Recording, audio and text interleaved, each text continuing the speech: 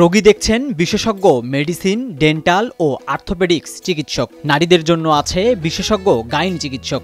এসব চিকিৎসকদের কাছে বিনামূল্য চিকিৎসা সেবা নিতে সারিবদ্ধ লাইনে দাঁড়িয়ে শত শত নারী পুরুষ সহ নানা বয়সী মানুষ।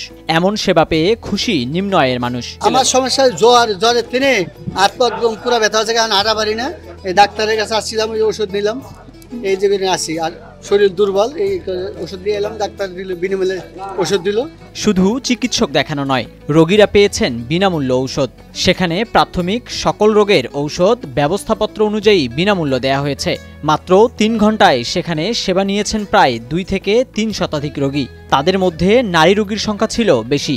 আমরা এই জায়গায় মূলত প্রেসক্রিপশন করার পরে যা আসতেছে, যেগুলো আমাদের এই আইটেমের মধ্যে আছে তার মধ্যে থেকে আমরা দিচ্ছি। তার মধ্যে আপনার ব্যথার ওষুধটা, গ্যাসের ওষুধটা, তারপর আপনার ক্যালসিয়ামের বড়িটা, এইসব ঠান্ডা চুলকানি যে জাতীয়গুলো আছে এইসব ওষুধ বেশি দেওয়া।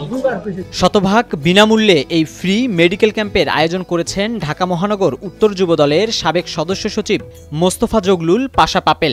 আগুনে বাড়িঘর পুড়ে ক্ষতিগ্রস্ত রাজধানীর গাবতলী এলাকার নিম্ন আয়ের মানুষের স্বাস্থ্য সুরক্ষার কথা চিন্তা করে এমন আয়োজন করেছেন বলে জানালেন এই যুবদল নেতা। 5 তারিখের পরের থেকে নিজের এলাকার এই দারুস সালাম, শাহালি, মিরপুরে আমরা সাধারণ মানুষের পাশে দাঁড়াচ্ছি। আমি একাধিক 5 তারিখের পরে ঢাকা 14 আমার নির্বাচনী এলাকায়, এখানে আমি একাধিক ক্যাম্প করেছি। মূলত সাধারণ মানুষের যাদের চিকিৎসা সেবা নেওয়ার সামর্থ্য নাই, আমি তাদেরকে লক্ষ্য করে এই ক্যাম্পগুলো করার চেষ্টা করি। আমরা এখন যেই জায়গাতে দাঁড়িয়ে আছি তার ঠিক পূর্ব পাশে এখানে একটা বড় নিম্ন শ্রেণীর লোকজনদের একটা আবাসস্থল ছিল, যেটা আগুনে পুড়ে গিয়েছিল।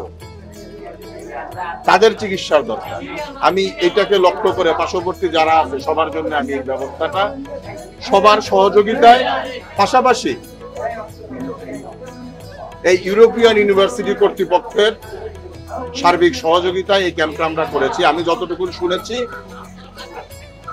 সকাল থেকে এই পর্যন্ত অলরেডি 300-র অধিক রোগী সেবা নিয়েছে। General medicine, orthopaedic, gynae, dentist, dental এবং ব্লাড গ্রুপিং এবং ব্লাড সুগার, এই সুবিধাগুলো আপাতত দিচ্ছে। লোটাস আহমেদ, নয়া দিগন্ত।